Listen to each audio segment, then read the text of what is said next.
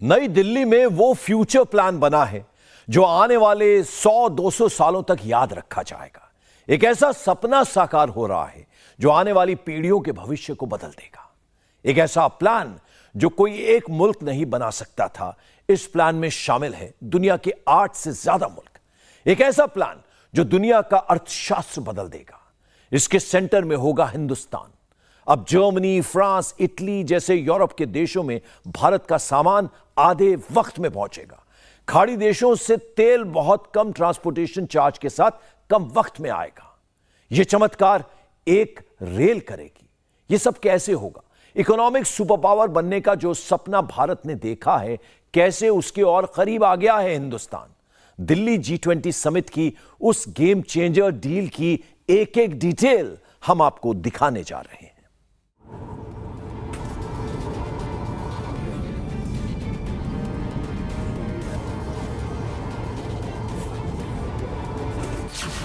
भारत से यूरोप तक जाएगी ट्रेन।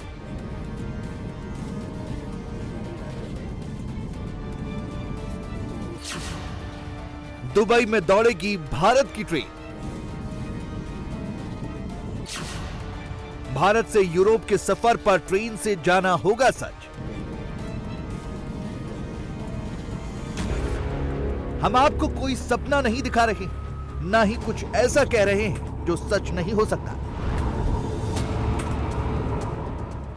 दरअसल ये वो विजन है जिसे हकीकत में बदलने के लिए जो बाइडेन, सऊदी अरब, यूएई, यूरोपियन यूनियन और नरेंद्र मोदी एक साथ आ रहे हैं। इन देशों का ये ड्रीम प्रोजेक्ट है। मजबूत कनेक्टिविटी और इंफ्रास्ट्रक्चर मानव सभ्यता के विकास का मूल आधार है। भारत ने अपनी विकास यात्रा में इस विषय को सर्वोच्च प्राथमिकता दी है। फिजिकल इंफ्रास्ट्रक्चर के साथ साथ सोशल, डिजिटल तथा फाइनेंशियल इंफ्रास्ट्रक्चर में अभूतपूर्व पैमाने पर निवेश हो रहा है। इससे हम एक विकसित भारत की मजबूत नींव रख रहे हैं। लेकिन ये होगा कैसे? भारत से यूरोप के सबसे करीब देश की दूरी 4628 किलोमीटर है। प्लेन से यूरोप पहुंचने में 8 घंटे से ज्यादा लगते हैं। यूरोप जाने के लिए समंदर को पार करना होगा। इतनी लंबी दूरी, उस पर बीच में समंदर। ऐसे में सवाल यह भी है कि भारत और यूरोप को कोई ट्रेन जोड़ेगी तो क्या ट्रेन के लिए अंडर वाटर टनल बनेगी? रास्ते में कितने देश आएंगे? क्या हर देश ट्रेन को गुजरने देने के लिए राजी होगा? ट्रेन रूट बनाने में कितना खर्च होगा? कौन सा देश कितना पैसा लगाएगा? और ट्रेन से यूरोप पहुंचने में कितना वक्त लगेगा? और सबसे बड़ा सवाल कि ट्रेन रूट बनने से क्या फायदा होगा? इन सारे सवालों के जवाब हम आपको देंगे। ये ट्रेन रूट कैसा होगा? इसे बनाने की जरूरत क्यों पड़ी और ये कब तक बनेगा? आपके मन में घूम रहे हर सवाल का जवाब हम आपको डिटेल में बताएंगे। लेकिन पहले आपको बता दें कि ये हम सब आज आपको क्यों बता रहे हैं। ये प्रोजेक्ट आखिर है क्या? प्रधानमंत्री नरेंद्र मोदी का विजन है one earth, one family, one future. और इसी मंत्र पर मंथन करने के लिए 20 देशों के राष्ट्राध्यक्ष यहां मंडपम में मंथन कर रहे हैं। और इसी मंथन से फ्यूचर की डेवलपमेंट का रास्ता निकलेगा। इसी मंथन से एक फैसला हो सकता है जिससे भारत, मिडिल ईस्ट, अमेरिका और यूरोप आपस में जुड़ जाएंगे, वो भी रेल एंड शिपिंग कॉरिडोर के जरिए। अब हम आपको बताते हैं कि ये प्रोजेक्ट है क्या, कैसे ये तैयार होगा। लेकिन उससे पहले आपके लिए ये जानना जरूरी है। दरअसल ये एक इकोनॉमिक कॉरिडोर है जिसमें कई देशों को समंदर और रेल के रास्ते जोड़ने की योजना है। हालांकि इस पर अभी तक कोई फाइनल ड्राफ्ट सामने नहीं आया है, लेकिन अब तक इस रूट का जो खाका तैयार हुआ है उसके मुताबिक भारत के पश्चिमी छोर यानी मुंबई या गुजरात के पोर्ट को सऊदी अरब से जोड़ा जाएगा। यहां से एक ट्रेन कॉरिडोर तैयार किया जाएगा जो सऊदी अरब, यूएई के रास्ते जॉर्डन तक जाएगा। जॉर्डन से समंदर के रास्ते तुर्की तक कॉरिडोर होगा। तुर्की से यूरोप तक डेडिकेटेड रेल लाइन तैयार होगी। उसके बाद शिप के रास्ते अमेरिका इससे जुड़ जाएगा। भारत कनेक्टिविटी को क्षेत्रीय सीमाओं में नहीं मापता। सभी क्षेत्रों के साथ कनेक्टिविटी बढ़ाना भारत की मुख्य प्राथमिकता है। हमारा मानना है कि कनेक्टिविटी विभिन्न देशों के बीच आपसी व्यापार ही नहीं, आपसी विश्वास भी बढ़ाने का स्रोत है।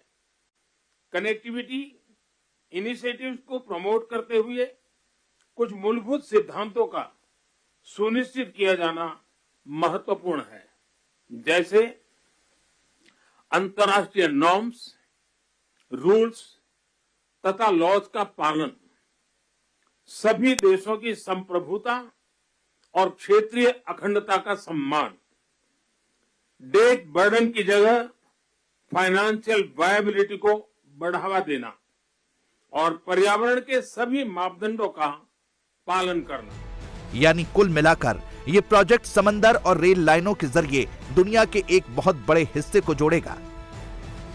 पिछले 18 महीने से इस कॉरिडोर पर चर्चा हो रही थी। पिछले साल जब I2U2 जिसमें भारत, अमेरिका, इजरायल और यूएई शामिल है, बैठक के दौरान इस कॉरिडोर को लेकर चर्चा हुई, लेकिन सऊदी अरबिया और इजरायल के बीच रिश्ते अच्छे नहीं होने की वजह से इस पर बात आगे नहीं बढ़ पाई। लेकिन बाद में सऊदी के साथ इजरायल के रिश्ते अच्छे हुए और एक बार फिर से यह माना जा रहा है कि इजरायल इस कॉरिडोर में शामिल हो सकता है। दिल्ली में हो रही G20 की बैठक में इस कॉरिडोर पर मुहर लग गई है। दिल्ली G20 बैठक की यह सबसे बड़ी कामयाबी है। दुनिया के 8 मुल्क मिलकर इस प्रोजेक्ट को तैयार करेंगे। इसमें भारत, अमेरिका, सऊदी अरब, यूएई, फ्रांस, इटली, जर्मनी और जापान शामिल हैं। सबसे खास बात यह है कि इकोनॉमिक कॉरिडोर को तैयार करने में भारत की बड़ी भूमिका होगी। भारत ने दुनिया के कई मुल्कों में रेल इंफ्रास्ट्रक्चर तैयार किया है। अभी तक की जो जानकारी है उसके मुताबिक अरब देशों से यूरोप तक का रेल का इंफ्रास्ट्रक्चर भारतीय कंपनियां तैयार कर सकती हैं। हमने ग्लोबल साउथ के अनेक देशों में एक विश्वसनीय पार्टनर के रूप में energy, railway, water, technology parks जैसे क्षेत्रों में इंफ्रास्ट्रक्चर प्रोजेक्ट्स इंप्लीमेंट किए हैं। इन प्रयासों में हमने डिमांड ड्रिवन और ट्रांसपेरेंट अप्रोच पर विशेष रूप से बल दिया है। PGII के माध्यम से हम ग्लोबल साउथ के देशों में इंफ्रास्ट्रक्चर गैप को कम करने में महत्वपूर्ण योगदान दे सकते हैं। इस कॉरिडोर के बनने से दुनिया के कई मुल्कों का फायदा होगा। G20 का जो मिशन है one earth one family one future, ये कॉरिडोर उसका हिस्सा है। यही वजह है कि अमेरिका इसमें सबसे बड़ा इन्वेस्टमेंट करने जा रहा है। अमेरिकी राष्ट्रपति ने कहा कि यह प्रोजेक्ट दुनिया की आने वाली पीढ़ियों की तरक्की के लिए है। अमेरिकी राष्ट्रपति ने कहा कि इस प्रोजेक्ट में भारत की सबसे अहम भूमिका है। यह प्रधानमंत्री नरेंद्र मोदी की सोच का नतीजा है। This is a big deal.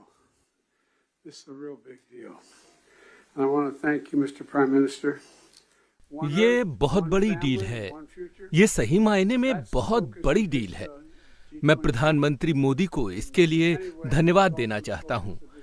एक विश्व, एक परिवार, एक भविष्य, ये इस G20 बैठक का फोकस है और मुझे लगता है कि इस समझौते का भी यही आधार है। टिकाऊ, लचीले बुनियादी ढांचे का निर्माण, गुणवत्ता वाले बुनियादी ढांचे में निवेश करना और एक बेहतर भविष्य बनाने के लिए हम ये इकोनॉमिक कॉरिडोर तैयार करेंगे। पिछले साल इसके लिए सोचकर हम एक साथ आए थे। अमेरिका और हमारे पार्टनर्स ने इस सपने को हकीकत में बदलने की ठान ली है और आज मैं गर्व से Bharat middle east Europe corridor का ऐलान करना चाहता हूं। इस रेल और शिप कॉरिडोर में अमेरिका निवेश करने जा रहा है। ये भारत, यूएई, सऊदी अरब और यूरोप को जोड़ेगा।